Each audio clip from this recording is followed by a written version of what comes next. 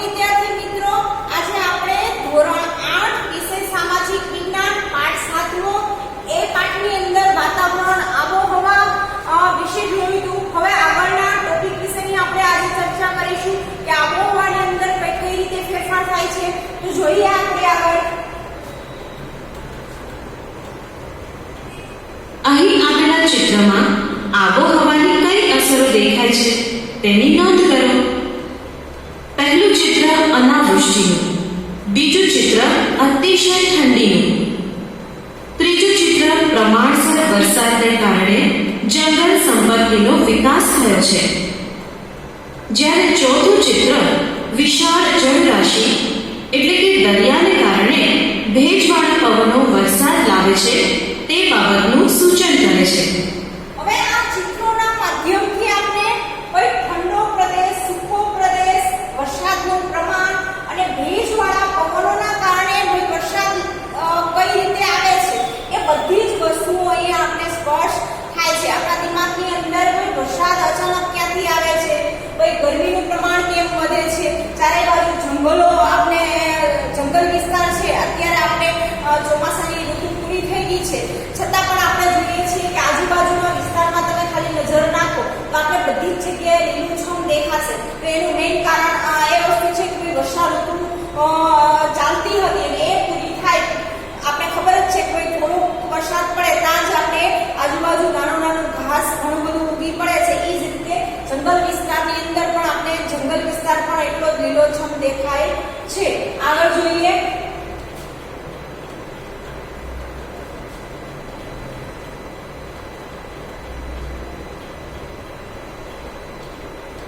હવે નકશામાં દર્શાવેલા સ્થળોએ હવામાન કેવું હોય છે તે વિશે જાણીએ. દિલ્હી, અમદાવાદ તેમજ નાગપુરનું હવામાન વિષમ છે. હવે અહીંયા આપણે નકશાની મદદથી બધા જ સ્થળોના હવામાન વિશેની માહિતી આપશે. બરાબર, અહીંયા દિલ્હી છે, નાગપુર છે અને અમદાવાદ આપણું જે જગ્યાએ આપણે રહીએ છીએ એનું તાપમાન કેવું છે એના વિશેની માહિતી આપણે અહીં આપેલી છે કે ભાઈ અમદાવાદ, દિલ્હી અને નાગપુરનું તાપમાન વિષમ છે.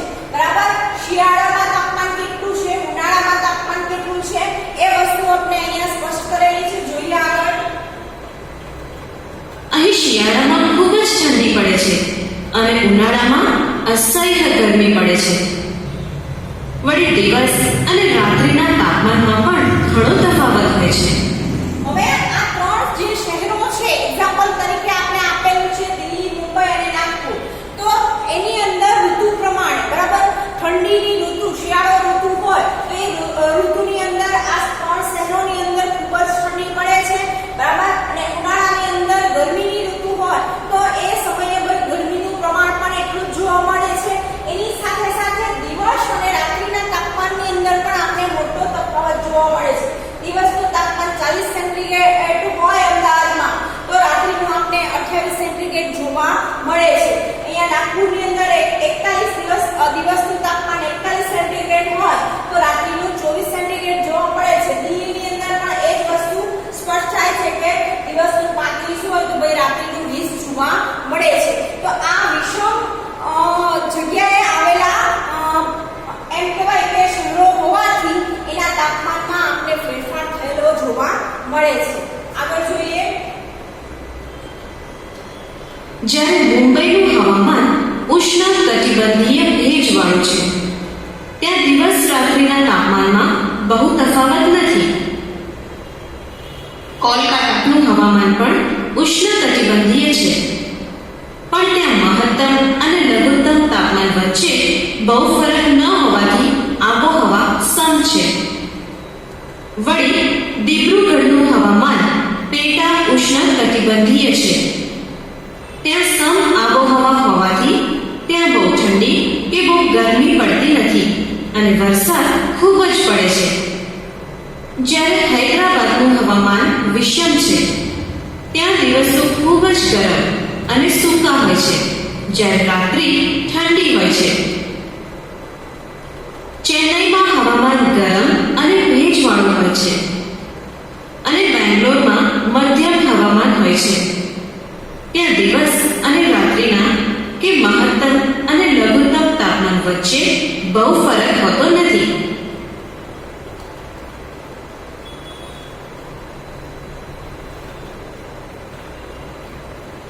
બદલાતી આબોહવા. ભારતની મોસમી પ્રકારની આબોહવા અનુસાર અહીં 3 ઋતુઓનો સમાવેશ થાય છે.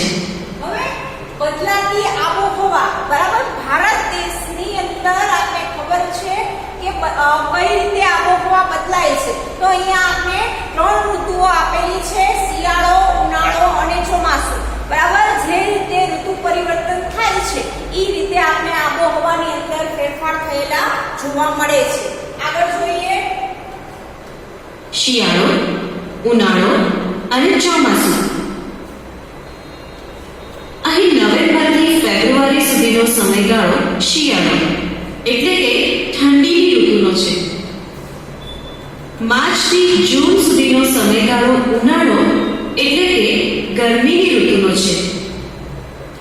જ્યારે જુલાઈથી ઓક્ટોબર સુધીનો સમયગાળો ચોમાસું એટલે કે વર્ષા ઋતુનો છે. પરંતુ છેલ્લા કેટલાક વર્ષોથી આ પ્રમાણે ઋતુઓનો સમયગાળો રહેતો નથી. હવે અહીંયા આપણે આખા વર્ષનું એમ કહેવાય કે આપેલું છે જાન્યુઆરીથી લઈને ડિસેમ્બર સુધી આપણું જે એમ કહેવાય કે વાર્ષિક જે આપણે ચાલે છે એ વસ્તુ અહીંયા સમજાવેલી છે કે કેટલા મહિના સુધી કોઈ ઠંડી હોય છે, કેટલા મહિના સુધી ગરમી હોય છે. તો પહેલા જ આપણે બતાવેલું છે કે જાન્યુઆરીથી ઠંડીનું પ્રમાણ શરૂ થાય, નવેમ્બરથી ઠંડીનું પ્રમાણ શરૂ થાય તો નવેમ્બર, ડિસેમ્બર, જાન્યુઆરી અને ફેબ્રુઆરી સુધી આપણે ઠંડીની ઋતુનો અનુભવ કરીએ છીએ ભારતની અંદર. બીજું આપણે આપેલું છે માર્ચથી જૂન સુધી. તો એ જે સમયગાળો છે એ સમયગાળાને આપણે ગરમીની ઋતુનો સમયગાળો કહીશું. પછી આપણે આપેલું છે કે જુલાઈથી ઓક્ટોબર સુધી જે સમયગાળો આપણે આપેલો છે એ સમયગાળાને આપણે ચોમાસાની ઋતુ તરીકે ઓળખીશું. બરાબર ને? આગળ જોઈએ. આ સમયગાળો જે છે એ ખાસ યાદ રાખવાનો છે. પ્રશ્નની અંદર પૂછવામાં આવે મંથ કે કયા મંથની અંદર કઈ ઋતુ છે તો તમને સ્પષ્ટ યાદ રહેવું જોઈએ કે 4 મહિનાઓની અંદર આપણી 3 ઋતુઓ વહેંચાયેલી છે: શિયાળો, ઉનાળો અને ચોમાસું. આગળ જોઈએ. ઠંડી, ગરમી અને વરસાદનું પ્રમાણ અસ્તવ્યસ્ત થઈ ગયું છે, જેને કારણે આબોહવા બદલાઈ ગઈ છે. આ બદલાતી આબોહવાને કારણે અનાવૃષ્ટિ એટલે કે દુષ્કાળ, અતિવૃષ્ટિ, હિમવર્ષા, અતિશય ગરમી તેમજ અતિશય ઠંડીના પ્રશ્નો ઉદ્ભવે છે. હવે આપણી જે ઋતુચક્ર છે અહીંયા 4 મહિનાનું જે આપણે ઋતુચક્ર આપેલું છે એ ઋતુચક્રની અંદર કોઈ ફેરફાર થયેલો છે. બરાબર? એ આપણી માનવ પ્રવૃત્તિઓના કારણે જે ફેરફાર થયો છે, જેના કારણે તમે વિચારો કે આ કુદરતી જે ઘટનાક્રમ છે એ ક્રમની અંદર આપણે ફેરફાર જોવા મળે છે. તો એ ફેરફાર કઈ રીતે જોવા મળે છે? તો અનાવૃષ્ટિ એટલે કે દુષ્કાળની પરિસ્થિતિ પણ જોવા મળે છે. અતિવૃષ્ટિ એટલે કે વરસાદનું વધુ પ્રમાણ. બરાબર? ઘણી જગ્યાએ આપણે હિમવર્ષા જોવા મળે છે. બરાબર? એ ઉપરાંત અતિશય ગરમીનો અનુભવ થાય છે, અતિશય ઠંડીનો અનુભવ થાય છે. તો આ બધી વસ્તુ થવાનું કારણ શું છે? કોઈ આબોહવાની અંદર ફેરફાર થયેલા છે, જેના કારણે આ બધી વસ્તુઓ આપણે અનુભવીએ છીએ. બરાબર? આપણે ખબર જ છે કે અત્યારે ઘણા એવા વિસ્તારની અંદર આપણે અસહ્ય વરસાદનું પ્રમાણ જોવા મળે છે કે ભાઈ જરૂરિયાત છે એના કરતાં વધારે.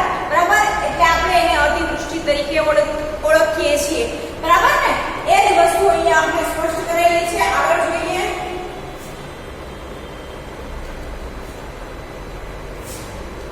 હમણાંથી આપણે વર્તમાન પત્રોમાં આ મુજબના સમાચારો વાંચીએ છીએ. પશ્ચિમ યુરોપમાં સરેરાશ 5 ડિગ્રી સેન્ટીગ્રેડ તાપમાનમાં વધારો, ગરમીનો અનુભવ. દાર્જિલિંગ 14 ડિગ્રી મહત્તમ તાપમાન 28 ડિગ્રીએ પહોંચ્યું. ઈસવીસન 2009. રણમાં હિમ. મુંબઈમાં એક જ દિવસમાં 942 મિલીમીટર વરસાદ. ઈસવીસન 2005. ઓસ્ટ્રેલિયામાં ગરમીનો પારો ઊંચે ચડ્યો. ઈસવીસન 2006. સુંદરબન ડૂબી રહ્યું છે. નેપાળમાં ખુંબુ નામની હિમ નદીમાં 5 કિલોમીટર ઘટાડો. એન્ટાર્કટિકામાં 35 દિવસમાં 3250 ચોરસ કિલોમીટર બરફની છાજલી પીગળી ગઈ. નદીઓમાં પાણીના સ્ત્રોત ઘટ્યા.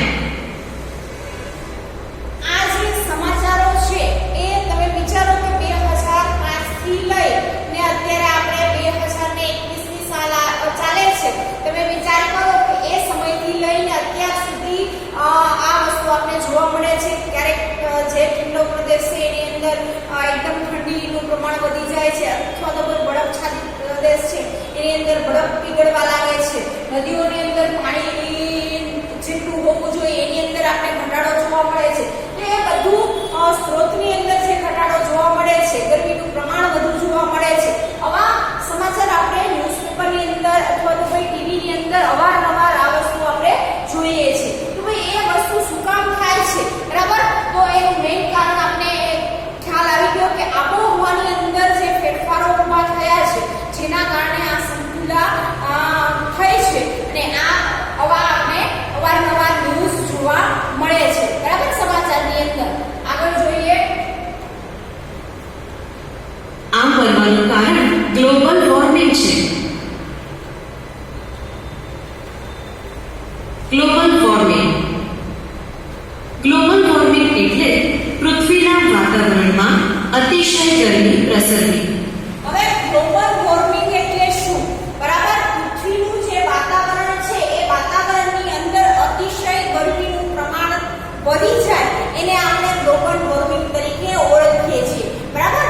ગ્લોબલ વોર્મિંગનું પ્રમાણ વધશે તો આપણે ખબર જ છે કે ઘણી બધી સમસ્યાઓ આપણી સામે ઉદ્ભવી રહી છે. કે ગરમીનું પ્રમાણ વધે એટલે આપણે ખ્યાલ જ આવે છે કે ઘણા બધા લોકો અતિશય ગરમીનું ટેમ્પરેચર વધે તો આપણે મનુષ્ય જાતિથી લઈ પ્રાણી, પક્ષી, પશુ પંખી બધાને તકલીફ પડે છે, બરાબર?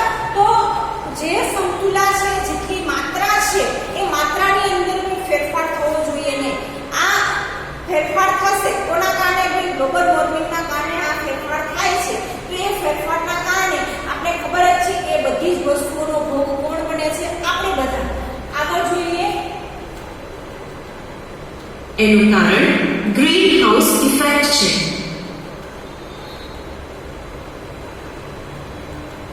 ગ્રીન હાઉસ અસર એટલે કે ગ્રીન હાઉસ ઇફેક્ટ. પૃથ્વીની સપાટીની આસપાસ વાતાવરણ આવેલું છે. સૂર્યમાંથી નીકળતા પ્રકાશના કિરણો આ વાતાવરણમાંથી પસાર થઈને પૃથ્વીની સપાટી પર પહોંચે છે, અને તેના કારણે વાતાવરણ અને પૃથ્વીની સપાટી ગરમ થાય છે. સૂર્યના કેટલાક કિરણો પૃથ્વીની સપાટી પરથી પરાવર્તન પામી અવકાશ તરફ પ્રસરે છે. પ્રસરણ દરમિયાન વાતાવરણમાં રહેલ કાર્બન ડાયોક્સાઇડ વાયુ પરાવર્તિત કિરણોમાંથી લાંબી તરંગ લંબાઈ ધરાવતા ઇન્ફ્રારેડ એટલે કે પારરંગ કિરણોને શોષે છે અને પૃથ્વી તરફ પાછા પરાવર્તિત કરે છે, જેના પરિણામ સ્વરૂપ પૃથ્વી અને તેની આસપાસના વાતાવરણનું તાપમાન વધે છે. આ સમગ્ર અસરને ગ્રીન હાઉસ અસર કહે છે. તેમજ આવી અસર રહેતા વાયુને ગ્રીન હાઉસ વાયુ કહેવામાં આવે છે. પૃથ્વી ગરમ થાય છે. આ ઉપરાંત વાતાવરણમાં અન્ય ગ્રીન હાઉસ વાયુઓ પણ ઉમેરાય છે. હવે ગ્રીન હાઉસ ઇફેક્ટ એટલે શું અને ગ્રીન હાઉસ વાયુઓ એ વસ્તુ આપણે અહીંયા સ્પષ્ટ કરેલી છે, બરાબર? એની અંદર આપણે સ્પષ્ટપણે વસ્તુ સમજાવી છે કે ગ્રીન હાઉસ ઇફેક્ટની અંદર એ વાયુઓનું પ્રમાણ વધે છે અને જેના કારણે ગરમીનું પ્રમાણ વધે છે, અને આપણે જોઈએ છીએ કે પૃથ્વી પરનું તાપમાન પણ વધતું આપણે જોવા મળે છે, બરાબર? વાતાવરણની અંદર વિવિધ વાયુઓ ભળવાના કારણે આપણે જોઈએ છીએ તો ગરમીનું સૌથી વધારે તાપમાન એમ કહીએ કે દિવસે ને દિવસે વધતું જોવા મળે છે. આગળ જોઈએ. જેમાં મિથેન, નાઇટ્રસ ઓક્સાઇડ, હાઇડ્રોફ્લોરોકાર્બન એટલે કે HFC, ક્લોરોફ્લોરોકાર્બન એટલે કે CFC વગેરે મુખ્ય વાયુઓ છે.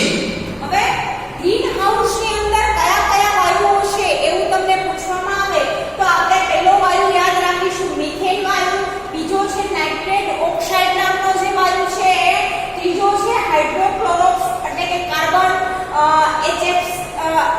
HFC બરાબર, એનો શોર્ટ ફોર્મ તમને પૂછવામાં આવે અથવા તો કોઈ શોર્ટ ફોર્મ આપેલું હોય કે HFC નું પૂરું નામ લખો તો એનું પૂરું નામ હાઇડ્રોક્લોરોકાર્બન એવું આપણે લખીશું.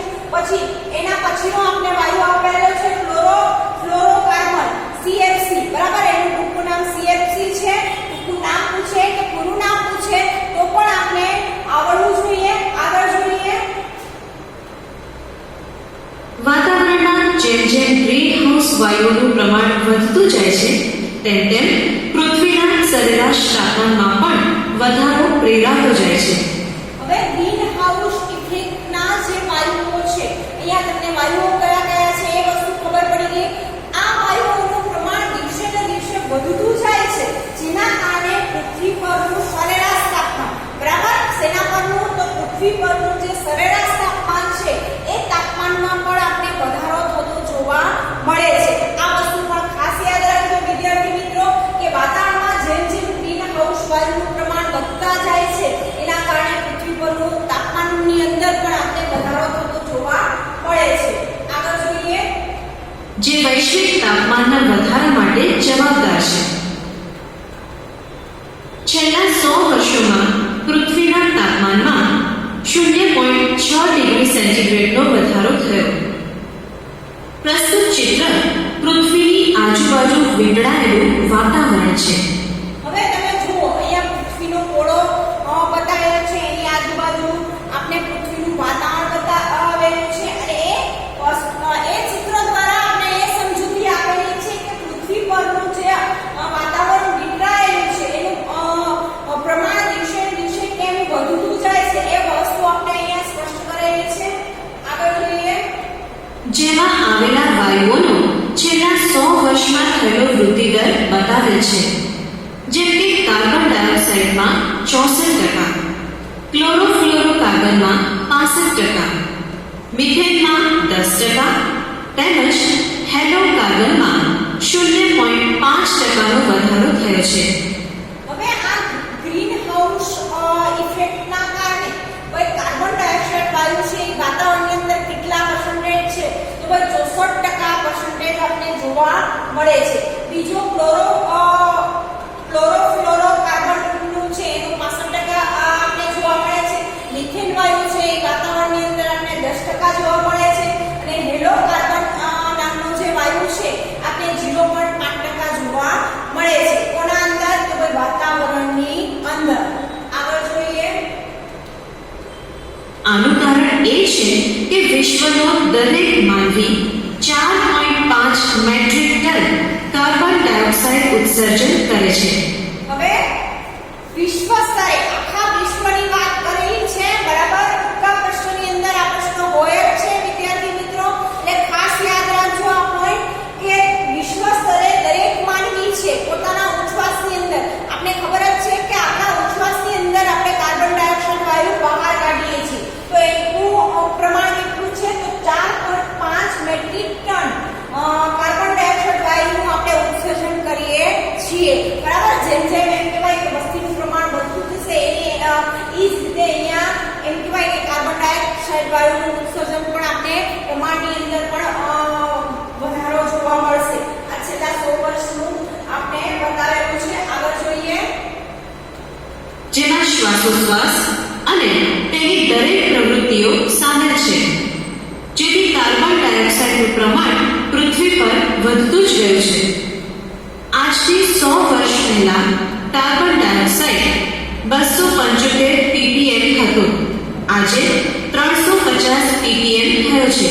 હવે છેલ્લા 100 વર્ષનો અહીંયા આપણે બતાવેલું છે કે છેલ્લા 100 વર્ષમાં આપણે કાર્બન ડાયોક્સાઇડનું પ્રમાણ 275 ppm હતું એ અત્યારે આજે 350 ppm થઈ ગયું છે.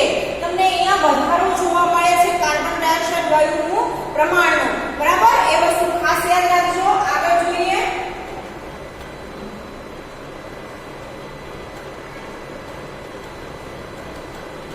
ppm એટલે શું? આપણે સામાન્ય રીતે કોઈ પણ પદાર્થની ગણતરી ટકાવારી પ્રમાણે કરતા હોઈએ છીએ, પરંતુ 1% કરતાં પણ ઓછું માપ હોય ત્યારે સૂક્ષ્મ માપન કરવું પડે છે. અહીં વાતાવરણમાં કાર્બન ડાયોક્સાઇડ વાયુ 100 વર્ષ પહેલા 0.27% જેટલું પ્રમાણ ધરાવતો હતો.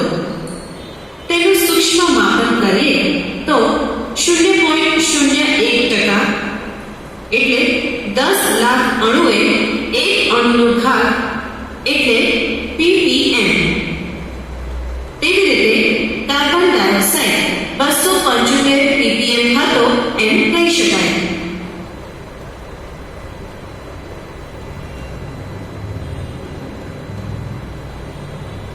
આ આલેખ છેલ્લા 150 વર્ષોમાં થયેલ સરેરાશ તાપમાનનું સૂચન કરે છે.